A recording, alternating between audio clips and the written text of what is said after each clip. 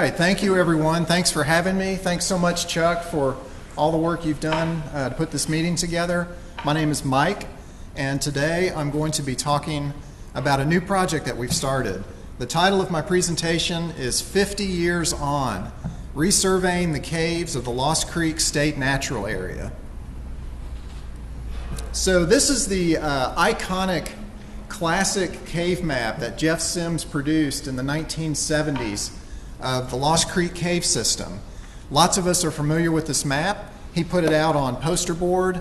There's still copies floating around, and Brian Ham actually gave me a copy last fall at a meeting that we were together at, and I appreciate that. It's an awesome map. It's one of the maps that I grew up just staring at and wondering about, particularly cave connections, because there are a lot of potential connections here that were sort of missed connections. If you're looking at this map, there are four main caves represented here. Dry Creek Falls, well, first let me say that the map is oriented so looking to the left is north, looking straight up is east. Up in the upper left corner is Dry Creek Falls Cave. The long linear cave that stretches from the top left to the bottom right is Your Cave. The one sort of clump in the middle is Lost Creek Cave. And the long linear cave kind of down towards the bottom is Mary Branch Cave. That cave is up in the Bangor limestone, and all the other three are down lower in the Monteagle limestone.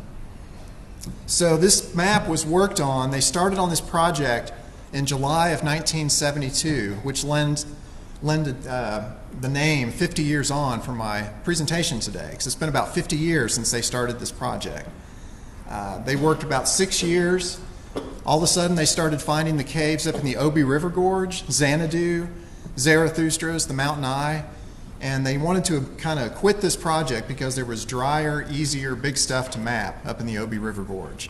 So they wrapped things up in Your Cave, spent 6 years, produced this map, and moved on. So why are we interested in resurveying these caves? I was thinking about this last year, and even now, and just kind of trying to think of a metaphor for this. There was a cave that I found in the early 90s. It wasn't a new cave, but it was new to the TCS. And it was along the Tennessee River. Marion will know what I'm talking about. It's a cave that I found on the morning. It was kind of foggy and sort of looked like this picture over here on the left. The cave, I went in with some friends, and we explored maybe 800 feet. Just a standard cave in East Tennessee. I turned it into the TCS, and I found out about a year or two later that a group had gone back to this cave and poked around, and they found a whole bunch of Indian art in the cave that I had totally missed. And one other thing that they found, which was really fascinating to me, that I was kicking myself for, was they found a signature on the wall of Andrew Johnson, one of the presidents of the United States. So the metaphor here is that I just went in with a certain set of eyes and just didn't really see perhaps what was underneath, what was kind of right before me. And I think that's possibly true with the Lost Creek system. So many people have been to these caves over the years. They've had a significant survey effort done in them, but I think there's a lot more to be found there. I think there are some great opportunities for discovery. So talking about the 1970s survey, this group started out using the Brunton handheld compass, an Abney clinometer, which I'm not familiar with, and a steel tape.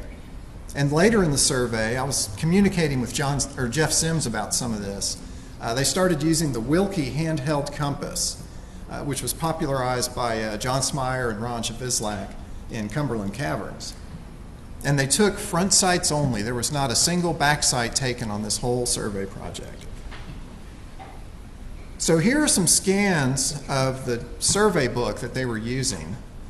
Pretty fascinating stuff. I really think sometime the TCS ought to look at getting an archivist to sort of manage some of this old survey data that we have. It's really, really cool stuff. On the right, you can see some of the caves they were working on at the time. Johnson Cave, Blowing Hole Cave in Knox County, Your Cave, Dry Creek Falls, Signal Light Pit, a lot of the real classics of Tennessee.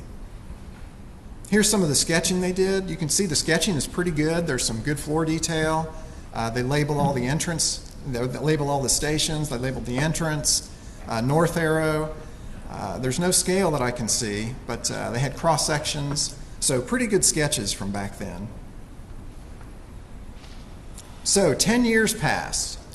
They finished their survey in 1978. About 10 years later, in the late 80s, a group of us started looking at the Lost Creek area caves. And in 1989, Jack Thomason and I go to Ben White Cave, which is the Hartzell Cave up above Lost Creek Cave. And we go down to the bottom of the main big pit there. Jack starts poking around, as he's known to do, and finds this little crack up in the wall with a lot of airflow going up into it. And a group of us later went back and hammered it open, and in less than an hour we were standing in Lost Creek Cave. So we made a connection there. 1990, 4 of us, Heath Maney, myself, Ed Holliday, and Angus Daw from Great Britain, went into your cave, started poking around down in the lower levels of the stream, climbed up high, and all of a sudden we're in Walking Virgin Cave. So we estimated about 4,000 feet on those trips. In 1993, I took some solo trips back in Lost Creek Cave and found 2 domes which are fairly significant, Whistling Dome and the 93 Dome. And there's probably about 1,000 feet of passage associated with those. In 1994, I think, someone may correct me on the date here, Bill Walter was in Iron Cave and noted a lead with his, was it your son-in-law, Bill? Yeah. With his son-in-law, and went back with Hal and Joel and some others, dug it open, and connected Iron Cave to your cave. And then I think, again, 1998, I'm not quite sure about the date, our cave was discovered. This one, I believe, was Andy Porter, Marion Smith, Alan Kressler, and some others. And the estimate on our cave is about 3,000 feet of passage. So a lot going on in the subsequent years after the completion of the survey project from the 1970s, but none of it was surveyed. So in 2016, Zeke McKee and Warren Wyatt start digging in Lost Creek Resurgence, which is the source of the water that comes out and forms the waterfall in the Lost Creek sink. So they get back there and they start mapping this cave, and they're poking around in the breakdown in the back, and they open up this nice, beautiful going walking passage. They're like, this is awesome, we're off to the races now. And it sounds like fairly soon afterwards, they start seeing spray paint arrows on the walls, and they're like, what in the world? So they had connected in with Mary Branch Cave to have a new entrance in the cave. But they did produce this wonderful map. This is an awesome, really nice map. Was this your first map, Zeke? I don't even want to look at the first map I've ever done. It's pretty horrible, but this is a beautiful map. And it was a great effort by them. And Marion joined them on a trip to survey this cave. So, reviewing the significant caves in the area, you've got Lost Creek Cave, 3.5 miles mapped in the 70s. We added approximately 3,000 feet with the Ben White connection and the new discoveries. So there's at least 4 miles of cave there. Your cave, again, 3.5 miles mapped in the 70s, added approximately 5,000 feet, we think, with the connection of Iron Cave and the new discoveries. So it's about 4.5 miles in length. Dry Creek Falls Cave, there was about a half mile mapped in the 70s, and our cave, at least 3,000 feet in length. So all told, if you combine all of these caves, there's at least 10 miles of cave there, potentially, that if we're all connected together, it could be a 10-mile plus system. So this current project, I reached out to Fall Creek Falls State Park last summer and filled out a research permit requesting permission to map all of the caves within the Lost Creek State Natural Area. Our contacts there, primarily I work with Stuart Carroll, who's a great guy, and also Roger McCoy. And again, the goal is to map, there are 19 caves within the boundaries of the State Natural Area. The goal is to map all 19 caves and just see what we can come up with. We're using a mix of Disto X2 and Centos. We're taking front and back sites in the main passages. And by that, I mean those passages, like for instance in Lost Creek Cave, it's of course the main big bore hole. It's the passage that goes back towards your cave, kind of the connection, the potential connection area. Once we get into your cave, we're going to be doing front and back sites in there as well. So not in every single passage, because there are a lot of passages that kind of go nowhere. we'll probably just take front sights and nose. But we want to be as accurate as we can. And we still haven't switched over. I personally haven't switched over to paperless sketching. I've sketched for 30 years on paper. I'll probably do it the rest of my life. But I think we're pretty accurate with what we do. We want to sketch to scale. We want to do really accurate, detailed sketches. So that's part of the goal as well. We anticipate more connections will be made, possibly for a 12-plus mile system, which I think would be really great, a great addition to White County. All the data and scans are shared amongst our group. We keep them on Google Drive just for longevity purposes, for sharing purposes. And this last bullet point, cartographer agnostic. By this I mean, I've been a part of too many projects where one person kind of hoards and takes over the data and sits on it and no map is ever produced and you can't access that data. This project will not be that way. We've got multiple people willing to draw up caves. We're going to be sharing the data amongst ourselves. And some of us, of course, I think want to have our own pet caves maybe that we're going to draw up ourselves. But no more hoarding of data, no more locking it all up. I think some of us are familiar with that when that happens. So the primary goal of this project is to survey the caves. A secondary goal is to take some pictures along the way. There just really aren't that many pictures at all that I'm aware of from the original survey project 50 years ago. Jeff doesn't have any. He doesn't know of anyone else that has any. So we're not photographers by any means, and we aren't doing trips where the whole purpose is to do photography. But we are carrying our cell phones with us, and we've got some LED lights, and we're just taking some photography like this. We want to take pictures of people. We want to take pictures of passages, and just generally the project itself.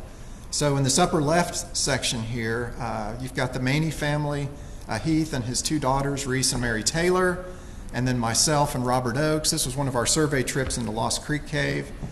Heath is over on the right, going through a passage called Neon Sign, which is, I think, one of the coolest passages in Tennessee. Really coolly scalloped and a nice canyon with water in the floor. And then over there in the bottom corner, just doing some sketching in the back part of the cave. Here's some more photography, more of the Neon Sign. My wife is in the center there, taking a disto reading, and then some formations on the right. And again, more sketching in some of the dry trunk passage of Lost Creek. And we've got to have our requisite waterfall photo, right? So this is after a rainy trip, rainy day. We came out, there's a lot of brown water coming out of the falls. So Pitless Cave. This is one of the caves within the property that is not perhaps very well known. And despite the name, it does have pits in the cave. I think there are 2 or 3 pits in there. In this picture over here on the right, Heath is setting a bolt to rig one of the pits and descend it. And they actually did a dome climb in this cave and got up and found a little bit of passage at the top. And there are 2 entrances to the cave. Angela in the lower left is at the E2 entrance, and Reese down here in the lower right is at the first entrance, E1. And there are a lot of spiders in the cave, which are not too fun, but there are these orb weaver spiders like everywhere, all over the walls. Our cave, this is another cave in the area that I talked about earlier, kind of an obscure Hartzell entrance. It's mostly a Hartzell cave, but it does drop down into a vertical series with several pits in it, and it goes to about 3,000 feet of passage. This one is on our list of caves to survey for sure, and we'll probably start that this summer. So these are some samples of the sketches that we're doing in this project. In the bigger passages, we're sketching to 40 feet to the inch, and in smaller passages, about 20 feet to the inch. In every survey page, just for record-keeping purposes, I've got up here, I don't know if you can see it, but the LCC, that's for Lost Creek Cave. It kind of designates the cave itself, the date of the trip, the page number. Always have a north arrow, have your scale on there, label all the stations, put a lot of floor detail, put notes in there, show leads, everything. We want cross sections. We're trying to do a really pretty good job of documenting the passages during this project. And we also want to retain some of the historical names from the original map. like you'll see in the sketch over to the right where it says the voice room. That is one of the kind of the famous places in Lost Creek Cave. It's right there, sort of where you dump out of Ben White Cave and make the connection. That's the voice room, that kind of dry, high dry room there. Here's some more sketches. You can see Napier's Pit up here on the left. That's sort of further back, kind of in the loop area of Lost Creek Cave.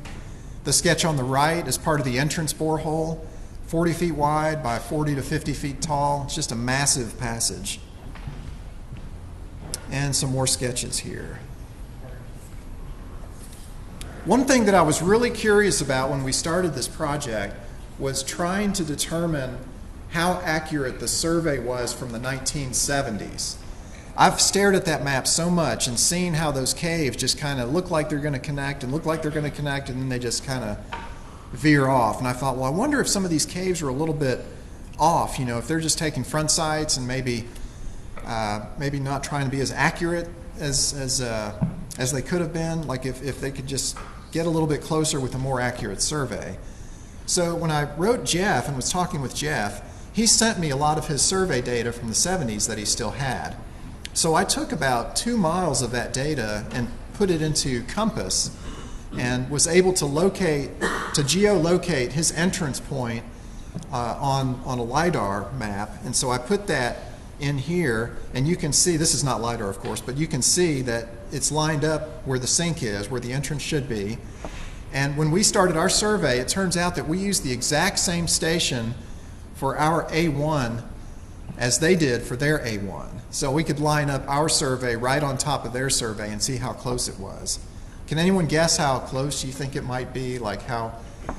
Keep in mind, we're taking front sights and back sights and using disto, a combination of disto and Cintos, and they were just taking front sights. So this is kind of curious to me, but here's the SIMS data from 1970. Here's our data in blue from our current survey. And you can see down towards the south part of the cave, you start to get a little bit of deviation where it's starting to splay out to the left, it looks like. And that's only off by, 20 or 30 feet. It's not by much.